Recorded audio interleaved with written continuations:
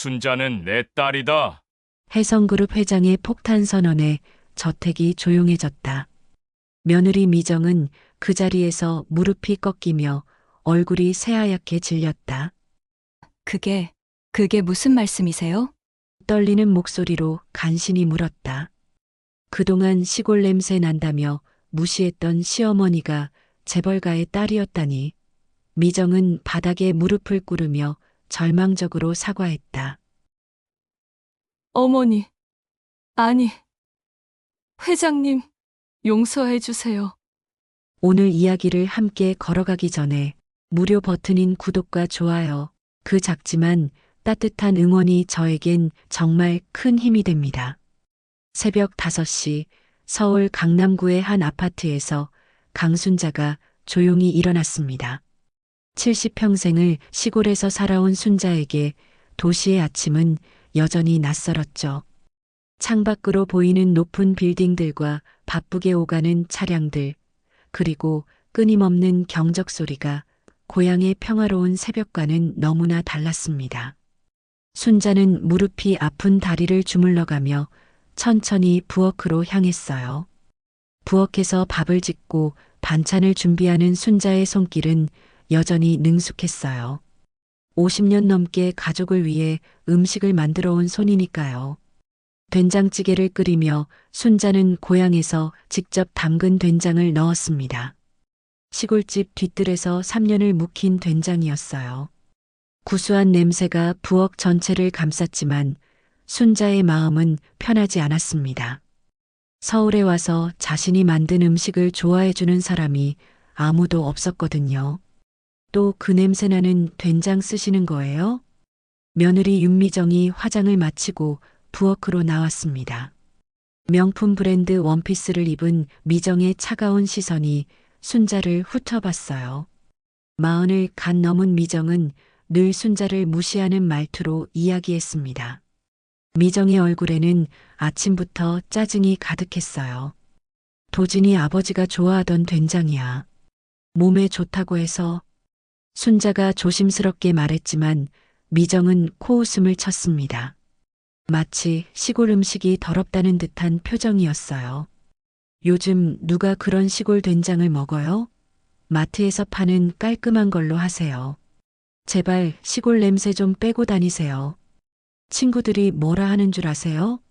어제도 엘리베이터에서 김 여사가 이상한 냄새 난다고 하더라고요. 미정의 말에 순자는 가슴이 찔렸지만 아무 말도 하지 않았어요. 대신 속으로만 생각했습니다. 저 속을 다 꺼내 보이면 네가 감당할 수 있을까? 미정은 커피 머신에서 아메리카노를 뽑아 마시며 계속 잔소리를 했어요. 순자는 그런 며느리를 바라보며 마음이 무거웠습니다. 예전 시골에서는 이웃들이 순자의 음식 솜씨를 인정해주고 따랐는데 이곳에서는 모든 것이 틀렸다고 여겨졌어요. 어머니, 어제 밖에서 빨래 널으시는 거 봤는데 여기는 아파트예요. 베란다에 건조대 있잖아요. 이웃들이 뭐라 할까봐 창피해서 어떻게 살아요? 미안하다. 햇빛이 좋아서 그랬는데 시골에서는 다들 그렇게 하거든. 여긴 시골이 아니라고요. 그리고 엘리베이터에서 큰 소리로 전화 받지 마세요. 사투리 심해서 사람들이 다 쳐다봐요. 어제 박 여사가 저한테 물어보더라고요. 어머니가 어디 출신이냐고. 순자는 고개를 숙였습니다. 어제 고향 친구 영숙이와 통화할 때의 일이었어요. 오랜만에 고향 소식을 들어서 반가워했는데 그것마저 창피한 일이 된 거였죠. 영숙이가 텃밭에서 딴 배추로 김치를 담갔다는 이야기를 들으며 웃었던 것도 잘못이었을까요? 그리고 어머니, 방에서 나올 때는 슬리퍼 소리 안 나게 하세요. 아래층에서 소음 때문에 항에 들어와요. 미정은 숨 쉴 틈도 주지 않고 계속 지적했어요. 순자는 자신이 숨어서 살아야 하는 존재인 것처럼 느껴졌습니다. 잠시 후 아들 도진이 양복을 차려입고 나왔습니다. 42살의 도진은 중소기업에서 부장으로 일하며 가족을 부양하고 있었어요. 요즘 회사에서 승진 경쟁이 치열해서 늘 스트레스를 받고 있었습니다. 도진의 얼굴에는 피로가 가득했어요. 어머니, 안녕히 계세요. 도진이 급하게 인사를 하고 나가려 하자 순자가 정성스럽게 싼 도시락을 내밀었습니다. 새벽부터 일어나 만든 계란말이와 나물 반찬이 들어 있었어요. 이거라도 가져가거라. 밖에서 사 먹지 말고. 몸에 안 좋아. 어머니가 싼 도시락은 냄새나잖아요. 회사 사람들 앞에서 어떻게 먹어요? 요즘 다들 샐러드나 샌드위치 사 먹는데. 미정이 옆에서 끼어들었어요. 도진은 난처한 표정을 지으며 어머니와 아내 사이에서 눈치를 봤습니다. 괜찮아요, 어머니. 회사 식당에서 먹을게요. 요즘 메뉴가 괜찮아졌어요. 도진은 어머니의 정성을 거절하고 서둘러 집을 나섰어요. 순자는 아들의 뒷모습을 바라보며 한숨을 깊게 쉬었습니다. 그 도시락에는 아들이 어릴 때 좋아하던 맛이 그대로 담겨 있었는데 말이죠. 미정도 명품 가방을 들고 나가면서 마지막으로 한마디 던졌어요. 어머니, 오늘 청소 좀 제대로 해주세요. 내일 친구들이 와서 홈파티예요. 특히 거실 바닥 왁스칠하고 화장실도 깨끗하게 해주세요. 알겠다. 그리고 내일은 방에만 계세요. 친구들한테 시어머니랑 같이 산다는 거 들키기 싫거든요. 요즘 젊은 사람들은 그런 거 별로 안 좋아해요. 미정의 말에 순자는 뼈에 사무치는 아픔을 느꼈어요. 자신이 며느리에게는 숨기고 싶은 존재라는 것이 이렇게 서러울 줄 몰랐습니다. 혼자 남은 순자는 넓은 거실을 바라봤습니다. 고급스러운 가죽 소파와 화려한 샹들리에 수백만 원짜리 수입 가구들이 가득했지만 정작 자신이 편히 자리할 공간은 작은 방 하나뿐이었어요. 거실 한가운데 놓인 큰 소파에도 함부로 앉을 수가 없었습니다. 순자는 묵묵히 청소를 시작했습니다. 걸레질을 하면서 순자는 벽에 걸린 가족 사진들을 바라봤어요. 도진의 화려한 결혼사진, 미정의 대학 졸업사진, 신혼여행 사진들이 즐비했지만 자신이 들어간 사진은 단 한 장도 없었습니다. 마치 이 집에 자신이 존재하지 않는 것처럼 느껴졌어요. 점심때가 되어 혼자 식사를 하던 순자는 문득 고향 생각이 났습니다. 시골집 마당에서 키우던 닭들과 오리들, 텃밭에서 가꾸던 채소들, 그리고 이웃들과 나누던 따뜻한 정이 그리웠어요. 특히 매일 아침 울어주던 수탉 소리와 마당에서 뛰어다니던 강아지 보기가 그리웠습니다. 보기는 순자가 서울로 떠날 때 얼마나 울었던지 모릅니다. 오후에는 아파트 단지를 산책했어요. 같은 연배의 어르신들이 벤치에 앉아 이야기를 나누고 있었지만 순자는 선뜻 다가가지 못했습니다. 사투리가 심한 자신의 말투 때문에 또 다른 시선을 받을까봐 걱정됐거든요. 저분은 누구세요? 처음 보는데. 아, 1204호에 사는 며느리 시어머니래요. 시골에서 올라오셨다는데. 아이고, 며느리가 고생이겠네요. 요즘 젊은 사람들이 그런 거 힘들어 하잖아요. 어르신들의 수군거리는 소리가 들려왔어요. 순자는 발걸음을 빨리 하며 그 자리를 벗어났습니다. 저녁이 되어 가족들이 돌아왔을 때 순자는 정성스럽게 차린 식탁을 준비했습니다. 김치찌개에 생선구이, 나물 반찬까지 정성을 다해 만들었어요. 어머니, 이런 집밥 말고 가끔은 외식도 하고 싶은데요. 요즘 트렌드는 이탈리안이나 일식이라고요. 미안하다. 내가 음식을 잘못해서. 그리고 어머니가 만든 김치는 너무 짜요. 건강에 안 좋다고 하던데요. 미정이 불만을 쏟아내자 도진이 중간에 끼어들었습니다. 여보, 어머니가 정성껏 해주신 건데. 당신은 맨날 어머니 편만 들어요. 저는 언제까지 이렇게 살아야 해요? 미정이 화를 내며 방으로 들어가 버렸어요. 도진도 난처한 표정으로 어머니를 바라봤습니다. 어머니, 죄송해요. 미정이가 요즘 스트레스를 많이 받아서. 괜찮다, 아들아. 내가 이해한다. 순자는 아들을 위로했지만 마음속으로는 깊은 상처를 받았어요. 평생을 가족을 위해 살아온 자신이 이곳에서는 짐처럼 여겨진다는 현실이 너무 슬펐습니다.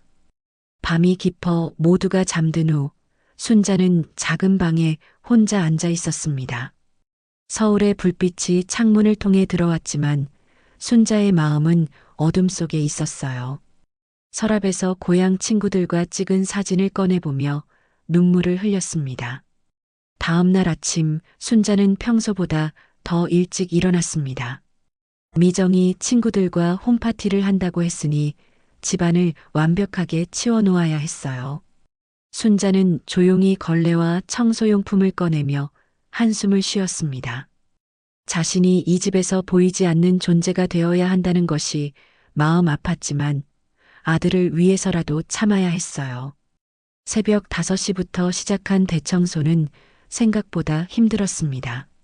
순자의 나이든 몸으로는 무거운 가구를 옮기는 것도 쉽지 않았어요. 하지만 미정에게 잔소리를 들을까봐 혼자서 묵묵히 해나갔습니다. 거실 대청소를 시작한 순자는 소파 뒤편에서 먼지가 쌓인 상자 하나를 발견했습니다. 아마도 이사 올 때 제대로 정리하지 못한 물건들인 것 같았어요. 순자는 상자를 열어보기로 했습니다. 혹시 중요한 물건이 들어있을 수도 있으니까요. 상자 안에는 오래된 서류들과 사진들이 들어있었어요. 도진의 어린 시절 사진도 있고 남편의 군복 입은 사진도 있었습니다. 순자는 그 사진들을 보며 잠시 추억에 젖었어요. 남편이 돌아가신 지도 벌써 10년이 넘었는데 사진 속 남편의 모습은 여전히 젊고 씩씩해 보였습니다. 하지만 상자 맨 아래에서 노란 봉투 하나가 나왔을 때 순자의 손이 떨렸습니다. 봉투는 세월의 흔적이 역력했지만 아직도 단단하게 봉인되어 있었어요. 봉투 겉면에는 강순자님께라고 정성스럽게 쓰여 있었어요. 글씨체가 낯설지 않았습니다. 어디선가 본 것 같은 친숙한 느낌이었죠. 순자는 조심스럽게 봉투를 열었어요. 안에서 편지 한 장과 함께 고급스러운 카드 한 장이 나왔습니다. 편지를 펼쳐본 순자는 깜짝 놀랐어요. 편지는 이렇게 시작되었습니다. 순자야, 오랜만이다. 내가 이 편지를 읽고 있다면 아마도 많은 시간이 흘렀을 것이다. 순자는 편지를 읽으며 점점 놀라움을 감출 수 없었어요.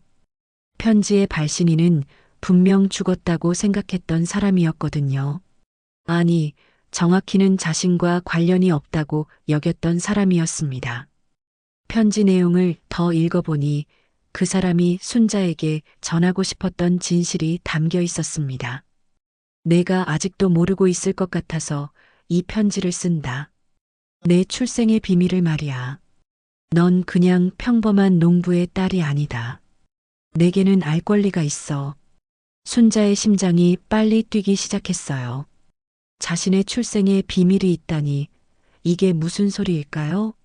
순자는 항상 자신이 가난한 농부의 딸이라고 믿고 살아왔는데 이 편지는 그 모든 것을 뒤흔들고 있었습니다. 편지를 계속 읽어나갔습니다.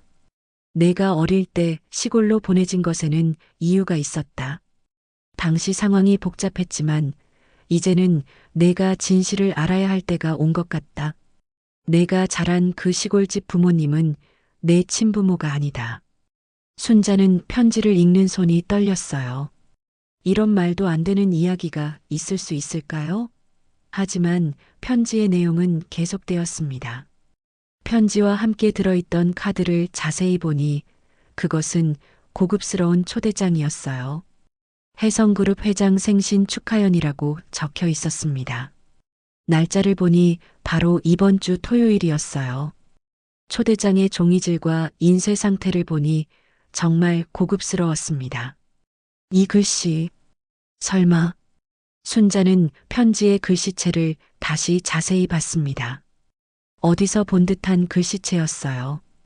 그런데 정확히 누구의 글씨인지는 기억이 나지 않았습니다. 하지만 분명히 어릴 때 어디선가 본 것 같은 익숙한 느낌이었어요. 어머니, 뭐 하세요? 갑자기 미정의 목소리가 들려왔어요. 순자는 깜짝 놀라며 편지와 초대장을 재빨리 감췄습니다. 심장이 너무 빨리 뛰어서 미정이 눈치챌까봐 걱정됐어요. 청소하고 있었다. 그 더러운 상자는 뭐예요? 빨리 치우세요. 손님들 오기 전에 거실을 깔끔하게 해달라고 했잖아요. 미정은 짜증스러운 표정으로 순자를 재촉했어요. 평소보다 더 예민해 보였습니다. 아마도 친구들을 집에 초대하는 것 때문에 신경이 쓰이나 봐요. 순자는 상자를 다시 정리하며 편지와 초대장을 옷 속에 몰래 숨겼습니다. 종이가 바스락거리는 소리가 날까봐 조심스럽게 움직였어요. 어머니, 손 떨지 마시고 빨리 청소나 마저 하세요. 친구들이 3시에 와요. 그리고 오늘은 정말로 방에서 나오지 마세요. 미정은 그렇게 말하고는 자신의 방으로 들어가 버렸어요. 순자는 가슴이 두근거리는 것을 느꼈습니다. 편지의 내용이 자꾸 머릿속을 맴돌았어요. 청소를 마친 후 순자는 자신의 작은 방으로 들어가 편지를 다시 꺼내 읽었습니다. 이번에는 더 천천히 한 글자 한 글자 놓치지 않고 읽어봤어요. 편지 끝부분에는 이런 내용이 적혀 있었어요. 토요일 생신 축하연에 꼭 와야 한다. 그때 모든 것을 알려주겠다. 너무 늦기 전에 진실을 알아야 해. 내가 누구인지, 어디서 왔는지 모든 것을 말해주겠다. 순자는 혼란스러웠어요. 혜성그룹이라면 국내 최대 기업 중 하나가 아닌가요? 텔레비전 뉴스에서도 자주 나오는 그 유명한 기업 말이에요. 자신 같은 시골 출신 할머니가 그런 곳과 무슨 관련이 있다는 걸까요? 오후가 되자 미정의 친구들이 하나둘 도착하기 시작했어요. 순자는 미정의 당부대로 방에서 나오지 않고 있었습니다. 하지만 문틈으로 들려오는 대화 소리가 신경 쓰였어요. 미정아, 집이 정말 예쁘다. 청소도 완벽하게 되어 있네. 고마워. 청소는 시어머니가 해주셨어. 어머, 시어머니님이랑 같이 살아요? 힘들지 않아요? 말도 마세요. 시골에서 올라오신 분이라 적응이 힘드시더라고요. 말투도 사투리 심하고 냄새도 나고. 친구들의 웃음소리와 함께 순자를 비하하는 말들이 계속 들려왔어요. 순자는 가슴이 답답했지만 참을 수밖에 없었습니다. 하지만 마음속으로는 생각했어요. 내가 누군지 알면 저런 소리 못할 텐데. 저녁이 되어서야 친구들이 모두 돌아갔어요. 도진도 회사에서 돌아왔고 가족들이 함께 저녁 식사를 했습니다. 하지만 순자는 편지 생각 때문에 음식이 목으로 넘어가지 않았어요. 어머니, 괜찮으세요? 얼굴이 안 좋아 보이는데. 도진이 걱정스러운 표정으로 물었어요. 아니다. 괜찮아. 순자는 대답했지만 마음속으로는 편지의 내용이 계속 맴돌았습니다. 과연 토요일에 혜성그룹에 가봐야 할까요? 아니면 그냥 잊어버리는 게 나을까요? 어머니, 요즘 뭔가 이상해요. 혹시 어디 아픈 데라도 있어요? 미정도 순자의 이상한 모습을 눈치챈 것 같았습니다. 별일 아니다. 그냥 피곤해서 그래. 순자는 얼른 자리에서 일어나 설거지를 시작했어요. 하지만 머릿속으로는 온갖 생각이 다 들었습니다. 편지를 쓴 사람은 누구일까요? 자신의 출생에 정말 비밀이 있는 걸까요? 밤늦게 모두가 잠든 후 순자는 다시 편지를 꺼내 읽었습니다. 이번에는 더 자세히 들여다봤어요. 편지 종이도 고급스럽고 글씨체도 교양 있는 사람이 쓴 것 같았습니다. 초대장을 다시 보니 혜성그룹 회장의 이름이 적혀 있었어요. 해성그룹 회장 해민석? 순자는 그 이름을 보며 어디선가 들어본 것 같다는 생각이 들었습니다. 하지만 정확히 언제, 어디서 들었는지는 기억나지 않았어요. 순자는 잠을 이룰 수 없었습니다. 평생 궁금했던 자신의 과거에 대한 실마리가 생겼는데 이를 무시하기는 어려웠어요. 하지만 혹시 이것이 함정이거나 사기는 아닐까 하는 걱정도 들었습니다. 새벽이 되어서야 순자는 결심을 굳혔어요. 토요일에 해성그룹에 가보기로 한 것입니다. 진실이 무엇이든 알고 싶었거든요. 토요일 아침 순자는 평소보다 더 일찍 잠에서 깼습니다. 오늘이 해성그룹 회장의 생신 축하연이 열리는 날이었거든요. 마음이 너무 복잡해서 제대로 잠을 이룰 수가 없었어요. 과연 가는 것이 맞을까 하는 고민이 밤새도록 머릿속을 맴돌았습니다. 순자는 조용히 일어나 옷장을 열었어요.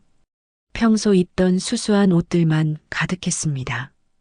해성그룹 같은 곳에 가려면 어떤 옷을 입어야 할까요? 순자는 결혼할 때 입었던 한복을 꺼내봤어요. 아직도 깔끔하게 보관되어 있었지만 너무 오래된 것 같았습니다. 고민 끝에 순자는 가장 단정한 검은색 원피스를 선택했어요. 남편의 제사 때 입던 옷이었지만 그나마 가장 격식 있어 보였거든요. 거울 앞에서 옷을 맞춰보니 생각보다 괜찮아 보였습니다. 어머니, 어디 가세요? 치마까지 입으시고. 도진이 부엌에서 물을 마시다가 순자를 보고 물었어요. 평소와 다른 차림새에 의아해하는 표정이었습니다. 친구 만나러 간다. 순자는 거짓말을 했어요. 아직 가족들에게 편지 이야기를 할 수는 없었거든요. 혹시 사기일 수도 있고 괜한 기대를 갖게 하고 싶지도 않았습니다. 어떤 친구요? 고향 친구세요? 응, 서울에 올라온 친구가 있어서. 순자는 얼버무리며 대답했어요. 도지는 더 이상 묻지 않았지만 여전히 궁금한 표정이었습니다. 미정도 부엌으로 나와서 순자의 모습을 보더니 코웃음을 쳤어요. 어머니, 그 촌스러운 옷 말고 다른 거 입으세요.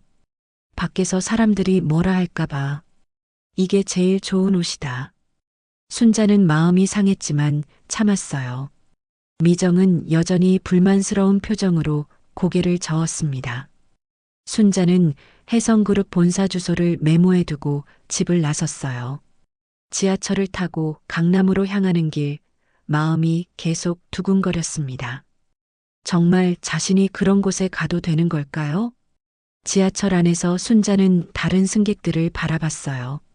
모두들 세련된 옷을 입고 있었고 자신만 유독 촌스러워 보이는 것 같았습니다. 몇 번이나 돌아가고 싶은 마음이 들었지만 편지의 내용을 생각하며 용기를 냈어요. 강남역에서 내린 순자는 해성그룹 본사 건물을 찾아 헤맸습니다. 높은 빌딩들이 즐비한 거리에서 길을 잃기 쉬웠어요. 몇 번의 시행착오 끝에 드디어 해성그룹 건물을 찾았습니다. 건물은 상상했던 것보다 훨씬 웅장했어요. 유리로 만들어진 고층 빌딩이 하늘 높이 솟아 있었고 입구에는 경비원들이 서 있었습니다. 순자는 한참 동안 건물 앞에서 망설였어요. 할머니, 뭐 하세요? 경비원 한 명이 순자에게 다가왔습니다. 젊은 남자였는데 친절한 미소를 지으며 물어봤어요. 저 초대받았는데. 순자는 떨리는 손으로 초대장을 꺼냈습니다. 경비원은 초대장을 자세히 살펴보더니 표정이 달라졌어요. 아, 회장님 생신 축하연 초대장이시네요. 이쪽으로 오세요. 경비원의 태도가 갑자기 정중해졌습니다. 순자를 안내하며 건물 안으로 들어갔어요. 로비는 마치 궁전 같았습니다. 화려한 샹들리에와 대리석 바닥, 그리고 곳곳에 장식된 예술품들이 눈부셨어요. 엘리베이터로 35층까지 올라가시면 됩니다.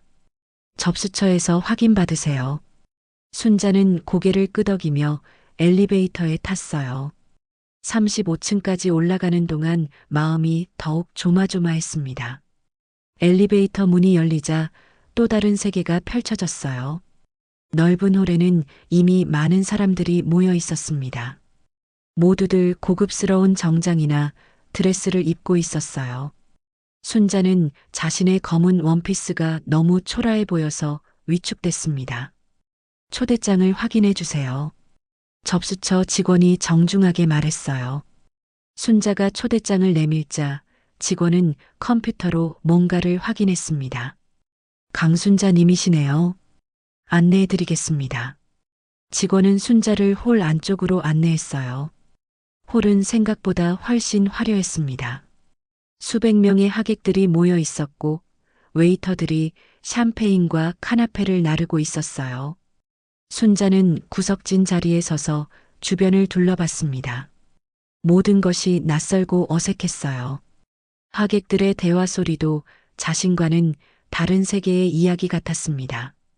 저분이 해성그룹 계열사 사장이고 요즘 주식이 많이 올랐다던데 이번 분기 실적이 정말 좋다고 하더라. 순자는 그런 대화들을 들으며 자신이 왜 이곳에 있는지 의문이 들었어요. 정말 자신이 이런 곳과 관련이 있을까요? 그때 홀 앞쪽에서 박수 소리가 들려왔습니다. 회장이 등장하는 모양이었어요. 순자는 목을 길게 빼고 앞을 바라봤습니다. 무대 위로 한 노인이 올라왔어요. 머리는 하얗지만 여전히 당당한 모습이었습니다. 고급스러운 양복을 입고 있었고 눈빛이 예리했어요. 안녕하십니까? 해성그룹 회장 해민석입니다. 회장의 목소리가 홀 전체에 울려 퍼졌습니다. 순자는 그 목소리를 듣는 순간 온몸이 떨렸어요. 어디선가 들어본 것 같은 목소리였거든요. 회장은 생신 인사를 하며 감사의 말을 전했습니다. 하지만 순자는 그의 얼굴을 보며 점점 놀라움을 감출 수 없었어요. 분명히 어디선가 본 얼굴이었습니다. 특별히 오늘 오랜만에 만나는 분이 계십니다. 회장이 갑자기 그런 말을 했어요. 순자는 가슴이 두근거렸습니다. 강순자님, 앞으로 나와주시겠습니까? 순자는 귀를 의심했어요. 회장이 자신의 이름을 부른 게 맞나요? 주변 사람들이 모두 순자를 바라봤습니다. 저요? 순자는 떨리는 목소리로 물었어요. 회장은 고개를 끄덕였습니다. 네, 강순자님입니다. 순자는 다리가 후들거렸지만 천천히 앞으로 걸어갔어요. 수백 명의 시선이 자신에게 집중되어 있어서 숨이 막힐 것 같았습니다. 무대 앞까지 간 순자를 보며 회장은 복잡한 표정을 지었어요. 그의 눈에는 묘한 감정이 서려 있었습니다. 순자야. 아니, 이제는 강여사라고 불러야 하나? 회장의 목소리가 떨렸어요. 순자는 그제야 깨달았습니다. 이 사람이 편지를 보낸 장본인이라는 것을 말이에요. 이제 와서 무슨 말씀이십니까? 순자는 차가운 목소리로 대답했어요. 마음속에는 분노와 궁금증이 동시에 일어났습니다. 회장은 순자를 바라보며 깊은 한숨을 쉬었어요. 수십 년 동안 숨겨왔던 비밀을 드디어 털어놓을 때가 온 것 같았습니다. 모든 분들께 말씀드리겠습니다. 이분은 제게 매우 특별한 분입니다. 홀이 조용해졌어요. 모든 사람들이 숨을 죽이고 회장의 다음 말을 기다렸습니다.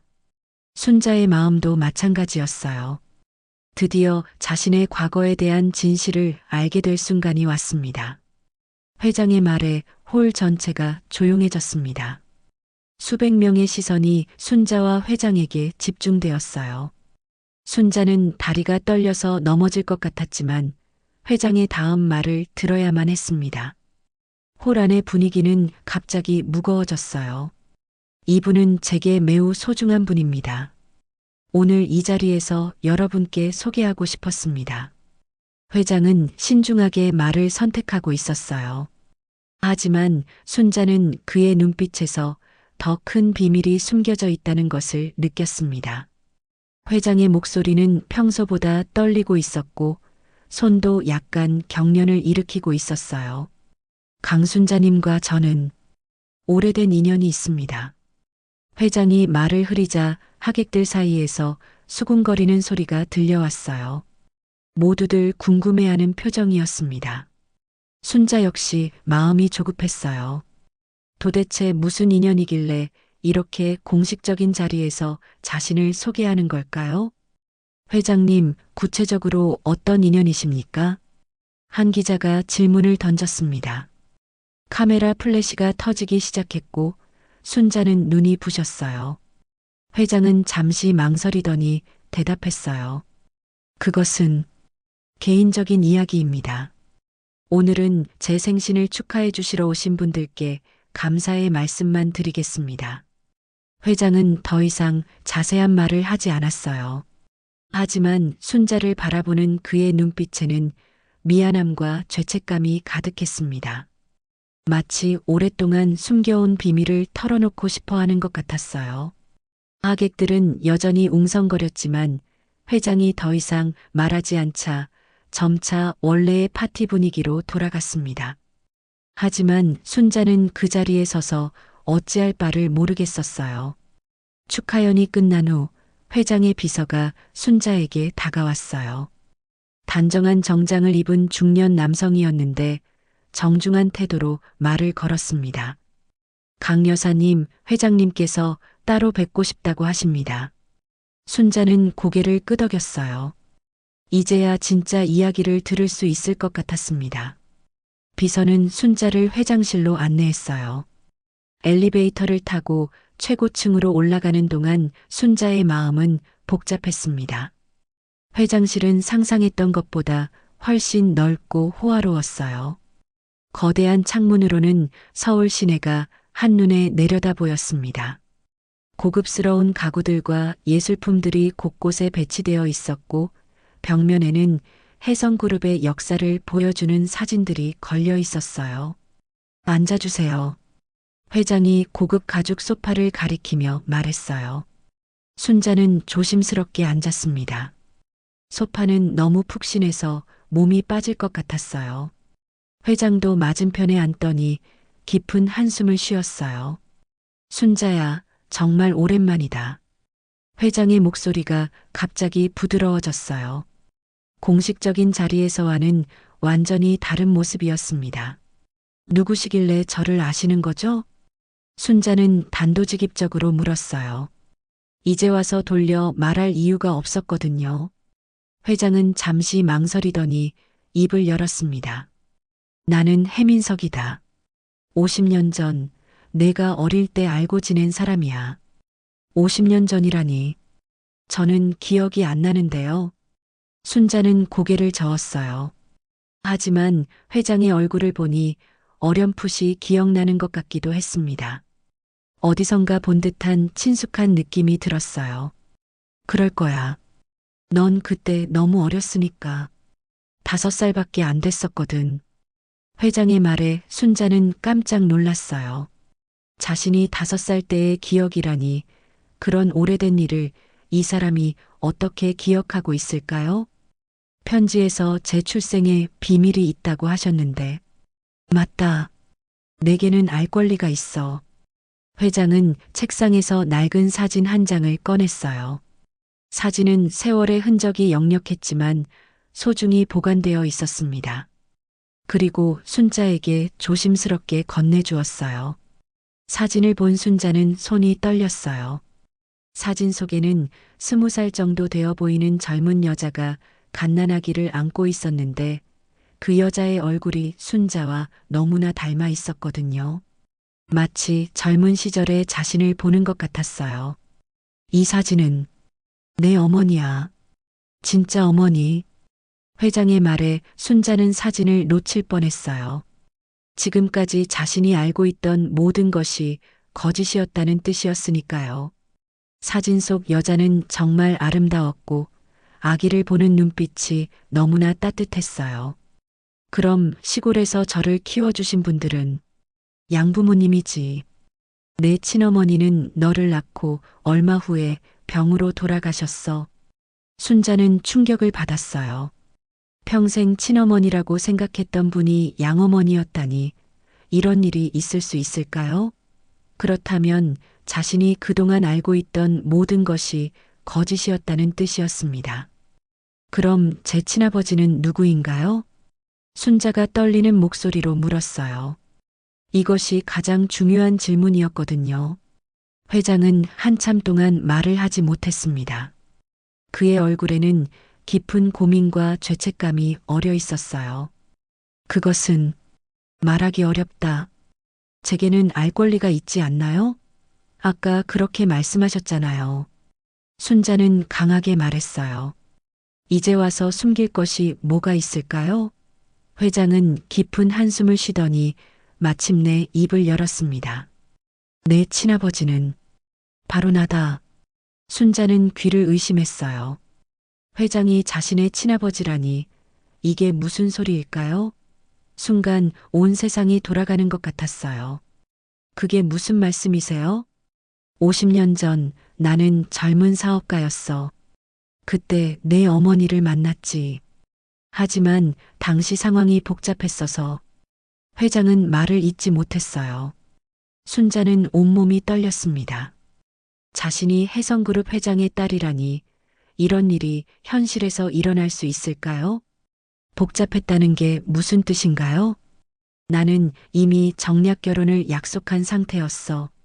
하지만 내 어머니를 진심으로 사랑했지. 너는 그 사랑의 결실이었어. 순자는 현실을 받아들이기 어려웠어요. 평생 가난한 농부의 딸로 살아왔는데 갑자기 재벌가의 딸이라니 말이 안 됐어요. 그럼 왜 저를 시골로 보내신 거예요? 당시 내 처지로는 너를 인정할 수 없었어. 회사도 어려웠고 정략 결혼도 해야 했고 나는 겁쟁이였어. 회장의 목소리가 떨렸어요. 50년 동안 숨겨왔던 죄책감이 한꺼번에 터져 나오는 것 같았습니다. 그래서 양부모님께 부탁해서 너를 맡겼어. 그분들은 정말 좋은 분들이었어. 너를 친딸처럼 사랑으로 키워주셨지. 순자는 복잡한 마음이었어요. 분노와 동시에 슬픔도 느껴졌습니다. 양부모님에 대한 감사함과 친아버지에 대한 원망이 교차했어요. 그럼 지금까지 저 몰래 지켜보고 계셨던 건가요? 그렇다. 멀리서나마 내 소식을 들었어. 결혼도 하고 아들도 낳고 나는 그걸로 만족해야 했어. 그런데 왜 이제 와서? 내가 이제 늙었어. 병원에서 시한부 선고를 받았거든. 죽기 전에 너에게 진실을 말하고 싶었어. 회장의 말에 순자는 마음이 더욱 복잡해졌어요. 평생 아버지 없이 살았는데 이제 와서 이런 아버지가 나타났다고 기뻐해야 할까요? 그때 갑자기 회장실 문이 거칠게 열렸어요. 잘생긴 중년 남자가 들어왔는데 회장을 보자마자 화난 표정을 지었습니다. 아버지, 이게 무슨 일입니까? 파티에서 갑자기 사라지시더니 그 남자는 회장의 아들인 것 같았어요. 순자를 보더니 더욱 불쾌한 표정을 지었습니다. 민수야, 너에게 소개할 사람이 있다. 설마 이 할머니가? 그렇다. 내 누나다. 회장의 말에 민수는 얼굴이 새파랗게 질렸어요. 입을 다물지 못하고 순자와 회장을 번갈아 바라봤습니다. 회장실 안은 정적이 흘렀어요. 민수의 손이 떨리고 있었고 순자 역시 긴장한 표정이었습니다. 아버지, 정신이 나가셨습니까? 이 할머니가 제 누나라니 말도 안 되는 소리를. 민수야, 말 조심해라. 순자는 내 친딸이다. 회장의 목소리가 단호했어요. 지금까지 본 적 없는 진지한 표정이었습니다. 민수는 믿을 수 없다는 표정으로 고개를 저었습니다. 아니, 갑자기 어디서 나타난 할머니를 누나라고 하시면 제가 어떻게 받아들여야 합니까? 이건 너무 갑작스러워요. 민수의 목소리가 높아졌어요. 평생 외아들로 살아왔는데 갑자기 누나가 있다는 이야기를 들으니 받아들이기 어려웠습니다. 순자는 그런 민수를 보며 마음이 불편했습니다. 자신도 이 상황이 어색하고 당황스러웠거든요. DNA 검사를 해봐도 좋다. 나는 거짓말하지 않는다. 회장이 진지하게 말했어요. 민수는 여전히 믿지 못하겠다는 표정이었습니다. 하지만 아버지가 이렇게까지 확신한다면 거짓일 리는 없을 것 같았어요. 그럼 지금까지 50년 동안 숨겨두셨다가 갑자기 왜 공개하시는 거예요? 왜 하필 지금이에요? 내가 얼마 못 살 것 같아서다. 죽기 전에 순자에게 진실을 알려주고 싶었어. 회장의 말에 민수는 더욱 당황했어요. 아버지가 아프다는 이야기도 처음 듣는 일이었거든요. 하루에 너무 많은 충격적인 소식을 들어서 머리가 돌아버릴 것 같았습니다. 아버지가 아프시다고요? 언제부터요? 왜 저한테 말씀을 안 하셨어요? 몇 달 전부터다. 췌장암 말기라고 하더라. 너에게 걱정을 끼치고 싶지 않았어. 회장의 담담한 말에 방 안의 분위기가 무거워졌어요. 순자도 마음이 복잡했습니다. 이제 막 친아버지를 찾았는데 이별을 준비해야 한다니 세상이 이렇게 잔인할 수 있을까요? 민수는 충격을 받은 듯 소파에 주저앉았어요. 아버지의 시한부 선고와 갑작스럽게 나타난 누나 이야기가 동시에 머릿속을 어지럽혔습니다. 평생 믿고 의지했던 아버지가 이렇게 큰 비밀을 숨기고 있었다는 것도 충격이었어요. 그럼 이 할머니, 아니, 순자 씨가 정말 제 누나라면 왜 지금까지 연락하지 않으셨어요? 맞다. 너보다 20살 많은 누나다. 그리고 순자는 자신이 내 딸인 줄 몰랐어. 회장이 확인해주자 민수는 한숨을 깊게 쉬었어요. 현실을 받아들이기 어려웠지만 아버지가 거짓말할 이유도 없었거든요. 저도 이 상황이 어색합니다. 순자가 조용히 말했어요. 민수를 보며 미안한 마음이 들었습니다. 이 젊은 남자에게는 자신이 갑작스럽게 나타난 침입자 같을 것 같았어요. 갑자기 나타나서 가족이라고 하니 당황스러우실 거예요. 저도 마찬가지거든요. 어제까지만 해도 저는 그냥 평범한 시골 할머니였는데 순자의 솔직한 말에 민수는 조금 마음이 누그러졌어요. 하지만 여전히 받아들이기는 힘들었습니다. 평생의 가치관이 하루아침에 바뀌는 것 같았거든요. 그럼 순자 씨는 지금 어떻게 사세요? 어디서 살고 계세요? 민수가 조심스럽게 물었어요. 순자는 잠시 망설이다가 대답했습니다. 자신의 처지를 말하기가 부끄러웠어요. 아들 집에서 살고 있어요. 며느리와 함께요. 아들이 있으시다고요? 그럼 결혼도 하셨고, 네, 42살 된 아들이 하나 있어요. 도진이라고 해요. 민수는 놀랐어요. 자신에게 조카가 있다는 뜻이었거든요. 그것도 자신보다 몇 살 많은 조카 말이에요. 그럼 그 아들은 저희, 내 조카가 되는 거지. 그리고 너보다 나이가 많아. 회장이 대신 대답했어요. 민수는 머리가 복잡했습니다. 하루아침에 누나와 형벌되는 조카가 생겼다니 믿기 어려웠어요. 아버지, 그럼 회사는 어떻게 하실 거예요? 상속 문제 말이에요. 민수가 걱정스럽게 물었어요. 갑자기 상속자가 하나 더 생긴 셈이었거든요. 지금까지 자신이 유일한 후계자라고 생각했는데 상황이 달라졌습니다. 그건 차근차근 생각해 봐야겠다. 하지만 순자의 의견도 들어봐야지. 회장의 말에 민수는 불안해졌어요. 혹시 자신의 상속분이 줄어드는 것은 아닐까 하는 걱정이 들었습니다. 저는 그런 것에 관심 없어요. 순자가 단호하게 말했어요. 두 부자의 표정이 의외라는 듯 변했습니다. 저는 평생 가난하게 살았어도 행복했어요. 갑자기 부자가 된다고 해서 달라질 것도 없고요. 그런 걸로 가족끼리 싸우고 싶지도 않아요. 순자의 말에 회장은 미안한 표정을 지었어요. 민수는 의외라는 표정이었습니다. 돈을 노리고 나타난 게 아니라는 것을 알게 됐거든요. 하지만 순자야, 내가 내 딸인 이상 당연한 권리가 있어.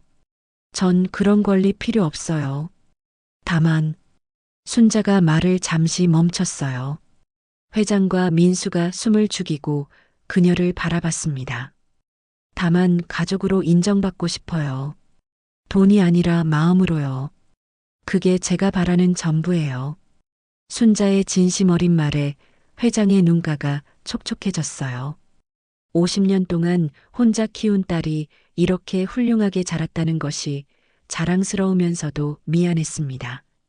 민수도 순자를 다시 보게 됐어요. 돈을 노리고 나타난 것이 아니라는 것을 확실히 알았거든요. 순자 씨, 아니 누나. 민수가 어색하게 말했어요. 순자는 따뜻하게 미소 지었습니다. 편하게 부르세요. 저도 갑자기 동생이 생겨서 어색해요. 그때 회장의 휴대폰이 울렸어요. 비서로부터 온 전화였습니다. 회장님, 급한 회의가 있습니다. 계열사 사장들이 모두 대기 중입니다. 회장은 아쉬운 표정을 지었어요. 더 많은 이야기를 나누고 싶었지만 업무를 미룰 수는 없었습니다. 순자야, 오늘은 여기서 마무리하자. 네, 알겠어요. 순자는 일어나려고 했지만 회장이 손을 잡았어요. 그런데 집에서 어떻게 지내고 있니? 혹시 힘든 일은 없고?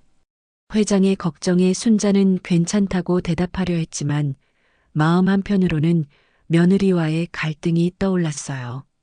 괜찮아요. 아들이 효자라서요. 순자는 가족의 어려운 사정을 말하고 싶지 않았어요. 이제 막 만난 아버지에게 부담을 주고 싶지 않았거든요. 그래도 뭔가 필요한 게 있으면 언제든 연락해라. 회장이 명함을 건네주며 말했어요. 순자는 고맙게 받았습니다. 민수야, 누나를 집까지 모셔다 드려라. 네, 아버지. 민수는 순자를 바라보며 말했어요. 누나, 제가 차로 모셔다 드릴게요. 고마워요. 하지만 괜찮아요. 아니에요. 처음 만난 누나인데 어떻게 그럴 수 있어요. 민수의 정중한 태도에 순자는 고마움을 느꼈어요. 회장은 두 사람을 보며 흐뭇한 표정을 지었어요. 그럼 다음 주에 다시 만나자. 네, 아버지. 순자는 처음으로 아버지라고 불렀어요. 민수의 고급 승용차에서 내린 순자를 아파트 주민들이 신기한 듯 바라봤어요. 이런 비싼 차가 이 동네에 오는 일은 드물었거든요. 순자는 서둘러 집으로 향했습니다. 집 문을 열자 도진과 미정이 거실에 앉아 있었어요. 순자가 들어오자 두 사람이 날카로운 시선으로 바라봤습니다. 어머니, 그 차는 뭐였어요? 미정이 바로 추궁했어요. 창문으로 벤치에서 내리는 순자의 모습을 똑똑히 봤거든요. 친구가 데려다 줬다. 어떤 친구가 그런 비싼 차를 타요? 그리고 어머니 옷차림도 이상해요. 미정의 의심은 계속됐어요. 순자는 당황했습니다. 그냥 장사 좀 하는 친구다. 순자는 얼버무리며 자신의 방으로 들어갔어요. 하지만 미정은 뭔가 크게 잘못됐다고 느꼈습니다. 도진아, 어머니 정말 이상해. 분명히 뭔가 숨기고 있어. 미정이 남편에게 속삭였어요.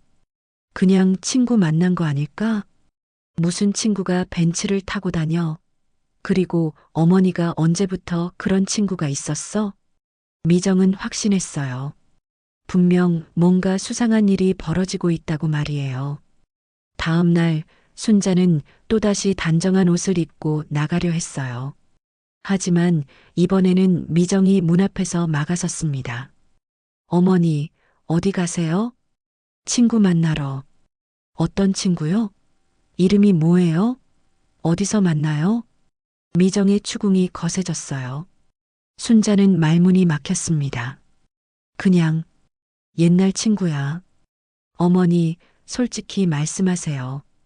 혹시 누가 어머니를 이용하려는 거 아니에요?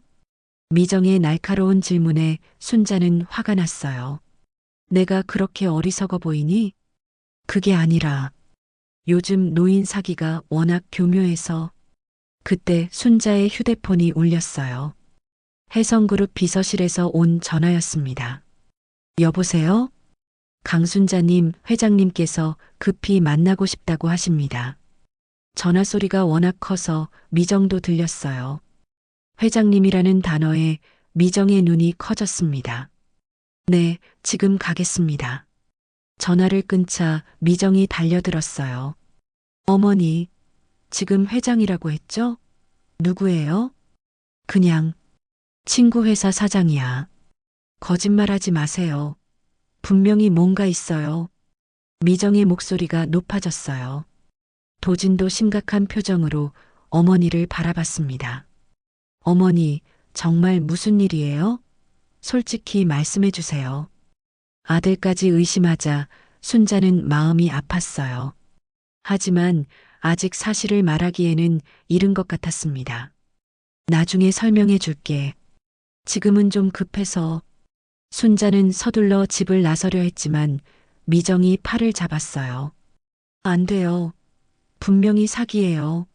어머니 같은 분한테 회장이 무슨 일이 있겠어요. 미정의 말에 순자는 상처를 받았어요. 어머니 같은 분이라는 표현이 가슴에 박혔습니다. 놓아라. 순자가 강하게 말하자 미정은 깜짝 놀랐어요. 평소 온순한 시어머니가 이렇게 강하게 나오는 것은 처음이었거든요. 어머니, 내가 뭘 하든 상관하지 마라. 내일이니까. 순자는 화를 내며 집을 나섰어요. 미정은 어리둥절한 표정으로 순자의 뒷모습을 바라봤습니다. 도진아, 어머니 정말 이상해. 분명히 누가 꼬드기고 있어. 하지만 어머니가 그런 거에 속으실 분이 아니잖아. 아니야, 분명히 뭔가 있어. 내가 알아봐야겠어. 미정은 결심했어요. 시어머니를 미행해서라도 진실을 알아내겠다고 말이에요. 한편 순자는 택시를 타고 회장의 저택으로 향했어요. 마음이 무거웠습니다. 가족들과의 갈등 때문에 상처받았거든요. 저택에 도착한 순자를 회장이 맞이했어요. 순자야, 힘들었지? 얼굴이 안 좋아 보이는데. 아무것도 아니에요. 순자는 억지로 미소를 지었어요. 하지만 회장은 순자의 마음을 알아챘습니다. 집에서 무슨 일 있었니? 별일 없어요. 솔직히 말해봐. 아버지한테 숨길 게 뭐 있어? 회장의 따뜻한 말에 순자는 마음이 무너졌어요. 평생 아버지의 사랑을 받지 못하고 살았는데 이제야 이런 따뜻함을 느낄 수 있었습니다. 며느리가 제가 사기를 당한다고 생각해요. 순자는 결국 털어놓았어요. 회장의 얼굴이 어두워졌습니다. 사기라고? 네, 갑자기 행동이 달라졌다고. 누가 꼬드긴다고. 순자의 말에 회장은 분노했어요. 자신의 딸이 그런 대우를 받고 있다니 참을 수 없었습니다. 그 며느리가 너를 어떻게 대하는지 다 말해봐. 아니에요, 괜찮아요. 괜찮을 리 없어. 내 딸이 그런 대우를 받고 있는데. 회장의 목소리가 떨렸어요. 50년 동안 미안했던 마음이 한꺼번에 터져나왔습니다. 순자야, 이제 그런 곳에서 살지 마라. 여기서 살자. 저는 괜찮아요. 괜찮지 않아. 내 딸이 그런 구박을 받으면서 살 이유가 어디 있어? 회장은 순자의 손을 잡았어요. 그의 눈에는 눈물이 맺혀 있었습니다. 순자야, 미안하다. 내가 50년 전에 너를 지켜주지 못해서 이제라도 아버지 노릇을 하게 해줘. 순자도 눈물이 났어요. 평생 그리워했던 아버지의 사랑을 이제야 받고 있었거든요. 그런데 그때 저택 밖에서 소란이 일어났어요. 경비원들이 누군가를 막는 소리가 들렸습니다. 누구시길래 함부로 들어오려고 하시는 겁니까? 시어머니가 여기 왔어요. 분명히 사기당하고 있다고요. 밖에서 들려오는 목소리는 바로 미정이었어요. 순자는 깜짝 놀랐습니다. 저 목소리, 미정이 왔어요. 순자가 당황해하자 회장도 놀랐어요. 내 며느리가? 네, 저를 미행한 것 같아요. 순자는 어찌할 바를 몰랐어요. 이제 비밀이 들통날 상황이었습니다. 들여보내라. 회장이 비서에게 지시했어요. 괜찮으세요? 괜찮다. 어차피 언젠가는 알려야 할 일이니까. 회장은 담담하게 말했어요. 순자는 긴장했습니다. 잠시 후 미정이 경비원에게 이끌려 응접실로 들어왔어요. 화가 난 표정이었지만 회장을 보자 얼굴이 새파래졌습니다. 어머니, 정말 여기 계셨네요. 누가 어머니를 속이고 있는 거예요? 미정이 소리쳤어요. 하지만 회장을 보자 목소리가 작아졌습니다. 안녕하세요. 저는 순자의 며느리 윤미정입니다. 혹시 저희 어머니한테 무슨 일이? 나는 해민석이다. 회장이 간단히 자기소개를 했어요. 미정은 그 이름을 듣자 더욱 놀랐습니다. 혹시 혜성그룹 회장님이세요? 그렇다. 회장의 대답에 미정은 입을 다물지 못했어요. 시어머니가 정말 혜성그룹 회장과 만나고 있었던 거였습니다. 그런데 저희 어머니와는 어떤 관계이신지. 순자는 내 딸이다. 회장의 폭탄 선언에 미정은 그 자리에서 주저앉을 뻔했어요. 회장의 폭탄 선언에 미정은 그 자리에서 무릎이 꺾였어요. 얼굴이 새하얗게 질리며 온몸이 떨렸습니다. 그게 무슨 말씀이세요? 말 그대로다. 순자는 내 친딸이야. 미정은 완전히 패닉 상태가 됐어요. 그동안 자신이 구박했던 시어머니가 재벌가의 딸이었다니요. 어머니, 아니 회장님, 용서해 주세요. 미정이 바닥에 무릎을 꿇으며 사과했어요. 그동안 했던 모든 말들이 머릿속을 스쳤습니다. 시골 냄새 난다. 촌스럽다. 친구들 앞에서 숨어 있어라. 일어나라. 순자가 차갑게 말했어요. 정말 죄송해요. 제가 몰라서. 알고 있었어도 그렇게 했을 거 아니니? 순자의 날카로운 지적에 미정은 할 말이 없었어요. 사람은 함부로 깎아내리면 안 된다는 걸 명심해라. 그때 갑자기 저택 밖에서 소란이 일어났어요. 어머니, 어머니. 도진의 다급한 목소리였어요. 미정이 급하게 전화한 모양이었습니다. 도진이 숨을 헐떡이며 뛰어들어왔어요. 땀범벅이 된 얼굴로 상황을 파악하지 못하고 있었습니다. 어머니, 무슨 일이에요? 미정이가 사기당하고 있다고. 도진아, 진정하고 앉아라. 순자가 아들을 불렀어요. 이분은 혜성그룹 회장님이시다. 혜성그룹 회장님이요? 도진은 깜짝 놀랐어요. 한국 최고의 재벌이었거든요. 내가 도진이구나. 많이 컸네. 회장이 따뜻하게 말했어요. 저를 아세요? 너는 내 외손자니까. 외손자라니요? 내 어머니가 내 딸이거든. 도진은 입을 다물지 못했어요. 어머니가 혜성그룹 회장의 딸이라니요. 어머니, 이게 정말이에요? 그래, 아들아. 나도 어제 알았다. 그때 민수가 들어왔어요. 아버지, 무슨 일입니까? 민수야, 내 조카 도진이다. 조카요?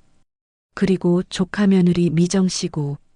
민수는 무릎 꿇고 있는 미정을 보며 상황을 짐작했어요. 민수야, 중요한 이야기가 있다. 회장이 심각하게 말했어요. 내일 변호사를 불러서 유언장을 작성할 거야. 모두들 긴장했습니다. 아버지, 갑자기 왜? 내 시간이 얼마 안 남았어. 최장한 말기야. 충격적인 말에 모두들 놀랐어요. 상속은 순자와 민수가 반반 나눠 갖는 걸로 하겠다. 민수는 놀랐고 순자는 당황했어요. 아버지, 저는 그런 거 필요 없어요. 내 권리야. 내 딸인 이상 당연한 권리라고. 그리고 도진이에게도 따로 챙겨줄 거야. 회장의 말에 도진은 어찌할 바를 몰랐어요. 할아버지, 저희는 괜찮아요. 괜찮을 리 없어. 내 가족이 고생할 이유가 어디 있어? 미정은 후회가 밀려왔어요. 얼마나 어리석었는지 깨달았거든요. 회장님, 저는 정말 미정 씨 행동으로 보여주세요. 회장의 차가운 말에 미정은 더욱 위축됐어요. 순자야, 내일 오전 10시에 와라. 네, 아버지. 도진이 가족도 함께 와야 해. 네, 할아버지. 민수야, 너도 준비해라. 네, 아버지. 내일이 되면 모든 것이 정해질 거야. 저택을 나서는 순자 가족의 마음은 복잡했어요. 차 안에서 도진이 말했어요. 어머니, 정말 믿기지 않아요. 나도 그래. 하지만 현실이야. 우리는 변하지 말아요. 순자는 고개를 끄덕였어요. 미정은 계속 울고 있었어요. 어머니, 정말 죄송해요. 용서는 마음으로 하는 거야. 진심이 중요해. 앞으로는 정말 잘할게요. 말만 하지 말고 행동으로 보여줘. 집에 도착한 후에도 세 사람은 말이 없었어요. 도진아, 너는 어떻게 생각하니? 아직 믿기지 않아요. 하지만 우리는 변하지 말아요. 미정아, 너는 정말로 뉘우치고 있니? 저는 정말 잘못했어요. 시간이 지나봐야 알겠지. 밤이 깊어갔지만 아무도 잠들 수 없었어요. 순자는 천장을 바라봤어요. 갑자기 부자가 된다면 과연 행복할까요? 미정은 계속 울었어요. 얼마나 잘못 살았는지 깨달았거든요. 도진은 믿기지 않았어요. 인생이 이렇게 갑자기 바뀔 수 있나요? 새벽이 되어서야 잠들 수 있었어요. 아침이 밝았을 때 순자는 먼저 일어났어요. 오늘이 인생을 바꿀 중요한 날이었거든요. 미정도 일찍 일어나 조심스럽게 준비했어요. 도진도 정장을 차려입었습니다. 어머니, 준비 다 하셨어요? 응, 가자. 세 사람은 긴장한 표정으로 집을 나섰어요. 혜성그룹 저택에 도착하니 변호사들이 이미 와 있었어요.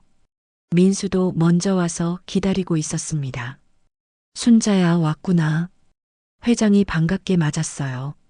네, 아버지. 오늘 모든 걸 정리하자. 회의실에 모인 사람들의 표정은 각자 달랐어요. 순자는 불안했고 도진은 긴장했으며 미정은 두려웠어요. 민수는 복잡한 심정이었습니다. 그럼 시작하겠습니다. 변호사가 서류를 펼치며 말했어요. 먼저 DNA 검사 결과부터 확인하겠습니다. 변호사가 서류를 읽었어요. 강순자님과 해민석 회장님은 99.9% 친부녀 관계가 확실합니다. 공식적으로 확인된 순간이었어요. 이제 유언장을 작성하겠습니다.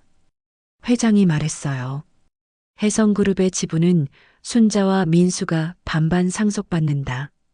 그리고 순자에게는 강남의 저택을, 도진에게는 압구정 아파트를 증여한다. 엄청난 재산이 오가는 순간이었어요. 저는 정말 이런 거 필요 없어요.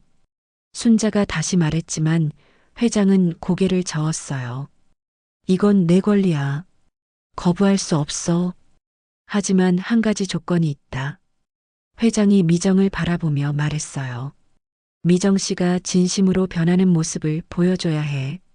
만약 다시 순자를 무시하거나 구박한다면 모든 상속을 취소하겠다. 미정은 얼굴이 새파래졌어요. 네, 네. 절대 그런 일 없을 거예요.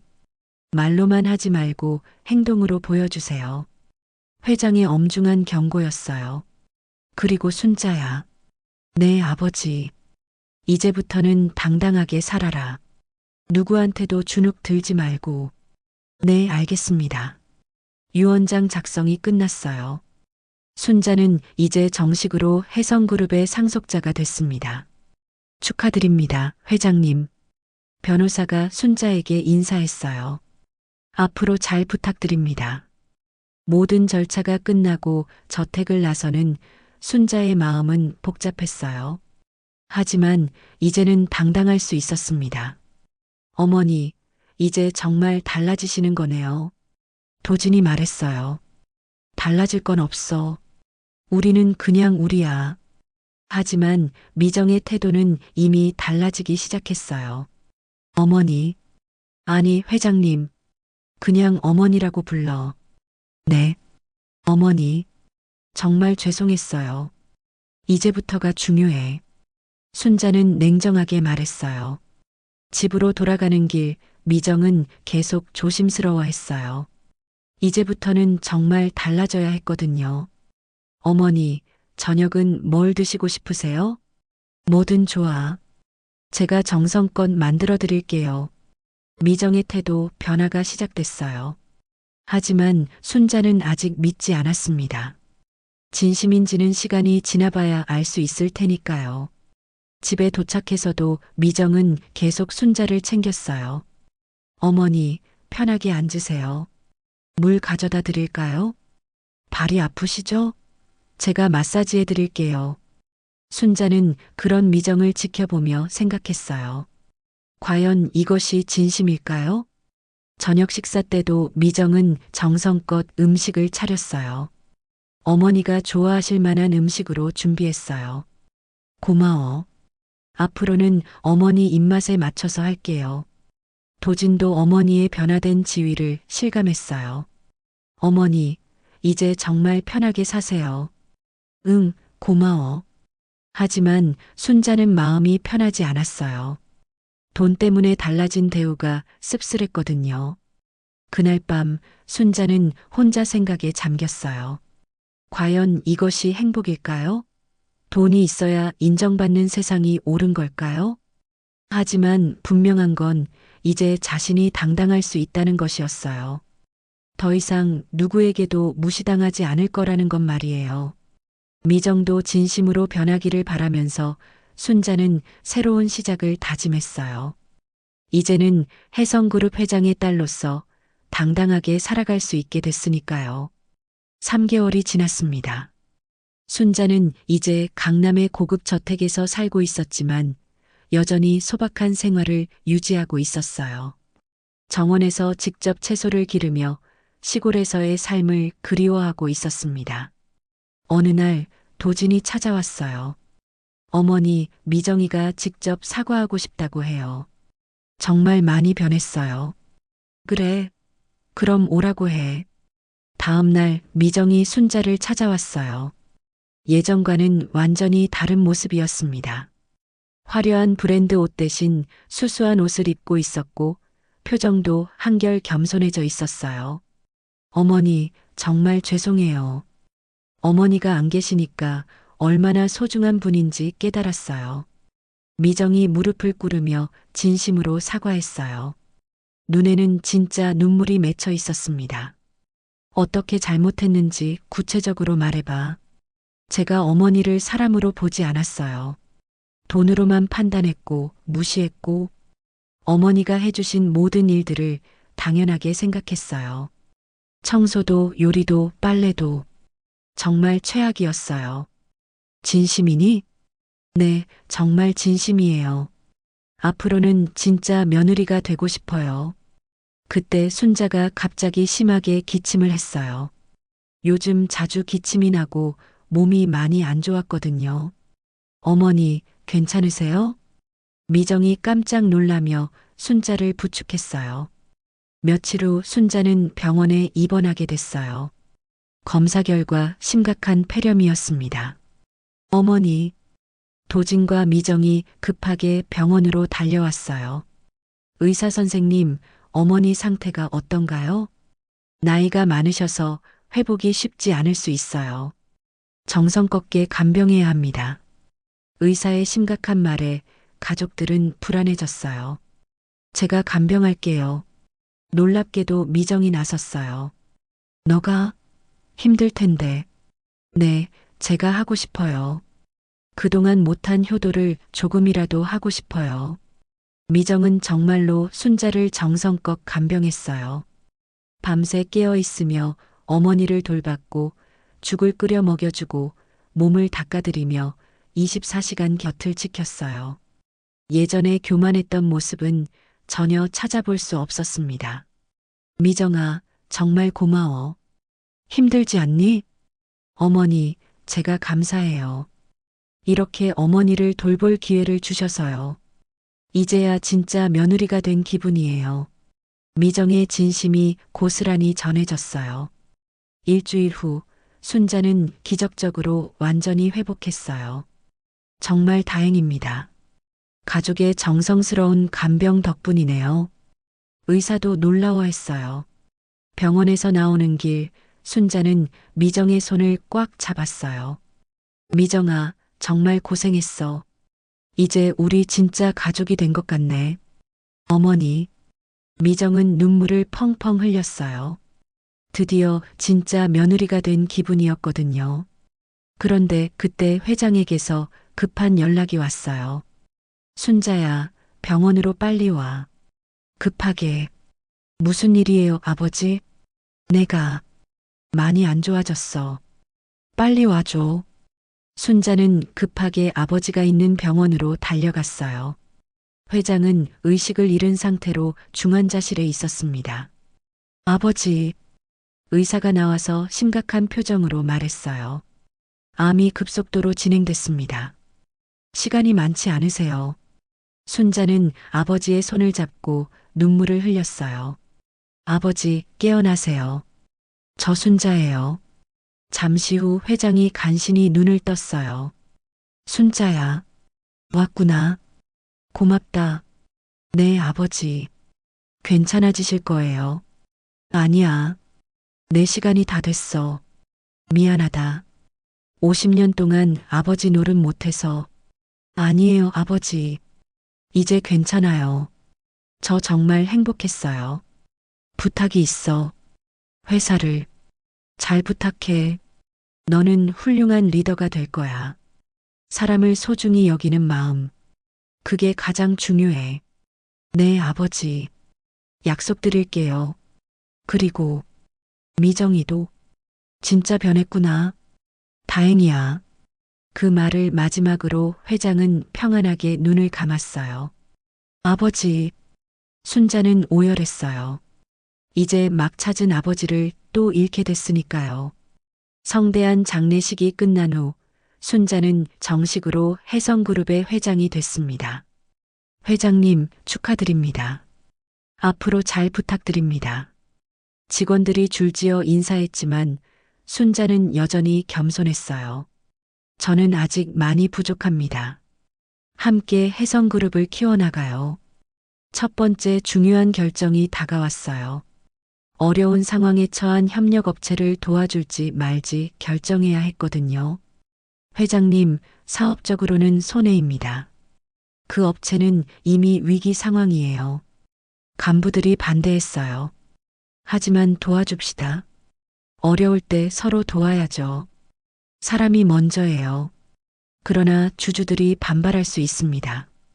장기적으로 보면 더 큰 이익이 될 거예요. 신뢰는 돈으로 살 수 없거든요. 순자의 결정은 옳았어요. 몇 달 후 그 협력업체는 크게 성장해서 혜성그룹에 더 큰 도움이 됐거든요. 역시 회장님의 판단이 맞았습니다. 간부들도 순자를 존경하게 됐어요. 1년 후 순자는 완전히 회사에 적응했어요. 사람을 소중히 여기는 경영 철학으로 회사를 이끌어갔습니다.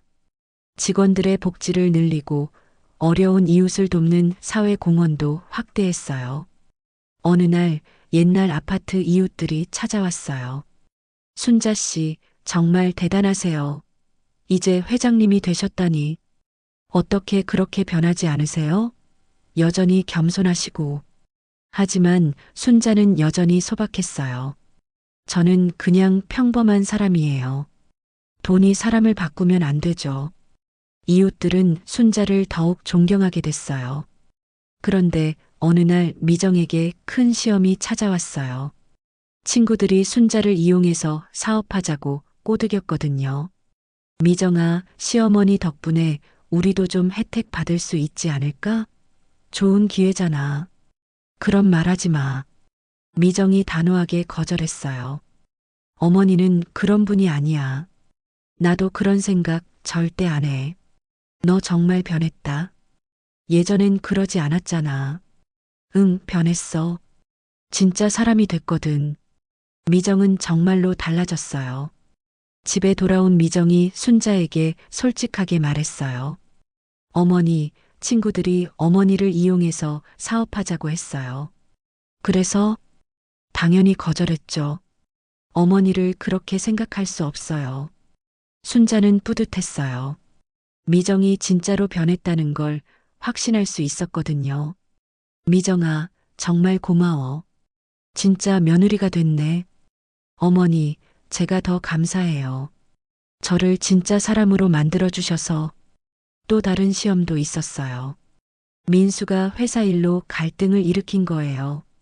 누나, 왜 자꾸 그런 업체들을 도와줘요? 우리한테 손해잖아요. 민수야, 사람이 먼저야. 이익만 생각하면 안 돼. 하지만 사업은 현실적이어야 하잖아요.